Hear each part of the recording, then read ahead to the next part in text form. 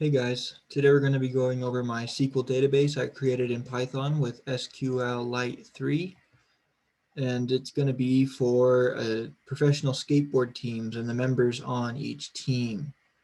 So to start things off, we see we have two files. We have this Python file and we have this .db file, which is a SQL database file.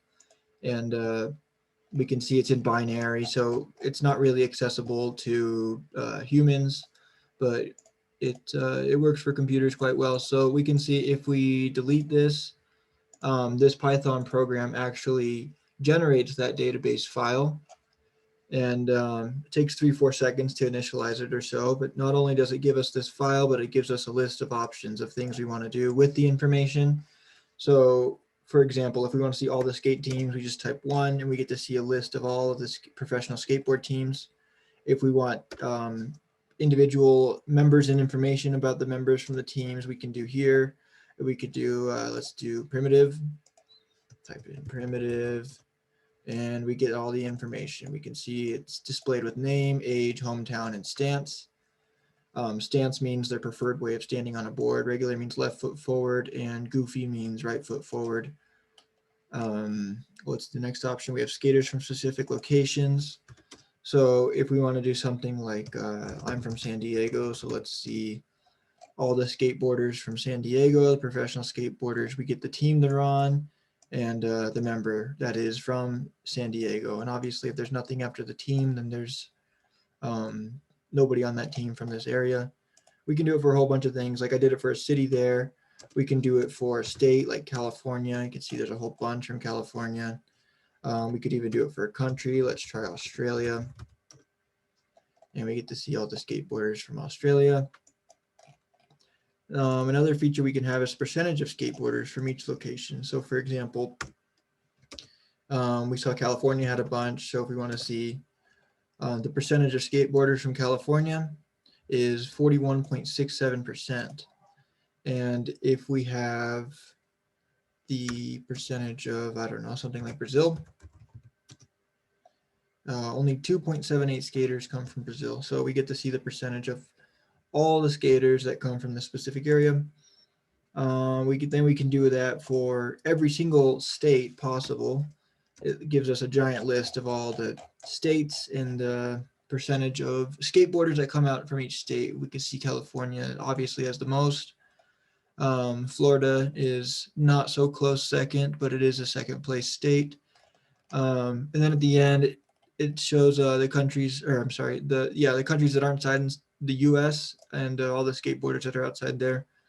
And states that haven't produced any skateboarders are listed here. Then we have percentage of regular versus goofy. So we saw that each skater has a stance, regular or goofy, and then we can tally up the totals and divide it by how many skaters there are in the database, and it gives us this right here. There's 57.29 skaters that are regular, and then 42.71 goofy.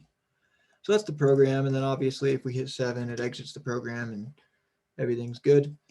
So what this does is this creates a database file. This is the connection. So every time we run anything, we're going to want a connection. You can see many of these functions have a connection parameter, and it connects this Python program to the Skateboard DB, which is being created. We can see here tables. Tables mean data that is going to be inserted into an area is going to be inserted into a table. Like for example, we looked up the primitive team. Primitive would be a table, and then all the skateboarders would be inside the table. We can see we have a good amount of tables. We have an insert function. This inserts information into the tables. And I found this replace is actually better than insert, because insert, if something's already there with the information that's provided, it'll just complain and exit out. But replace, if it's already there, it just ignores it. But if it's not there, it'll overwrite it. And so I just think it's better to have replace. Update does the same thing. It says update this table.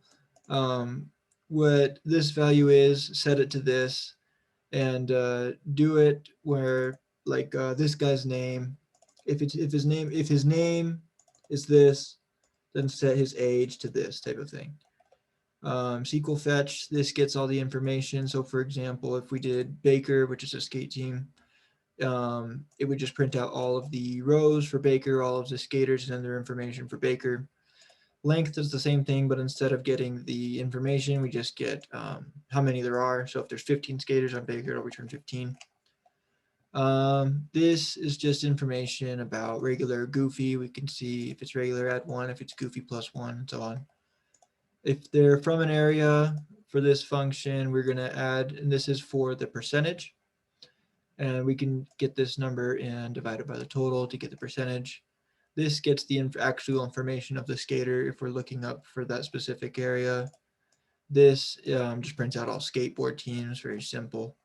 This function, it gets all the information from the skateboard team that we type in. This simply just returns the percentage of skateboarders that are goofy versus regular. A specific area, we get the percentage from that area, and then if we want the names, we get the specific area and it returns the names.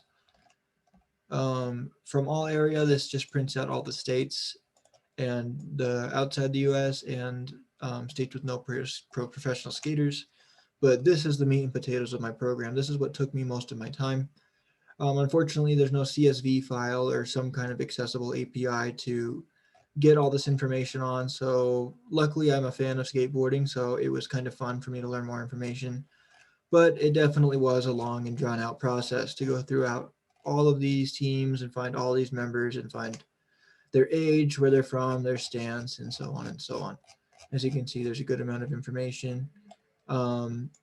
This update tables, this is where our program starts. It establishes the connection and it gets our teams, and then it produces the tables, it produces the inserts, and it updates. And then from there we go to main, and main just does this circular options. We get our options, and whenever we're done with it, we just go back to main until somebody hits 7, which is exit.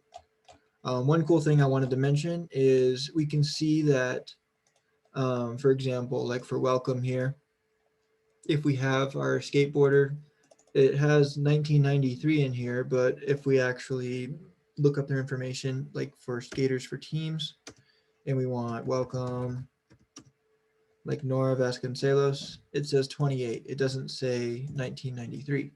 So what I did was I created their birth year inside of the database.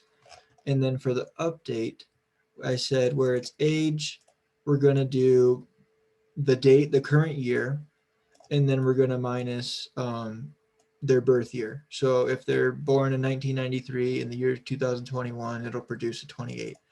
That way, every time this is updated, their ages will update as well. It's not just a static number that's only going to be relevant for this year.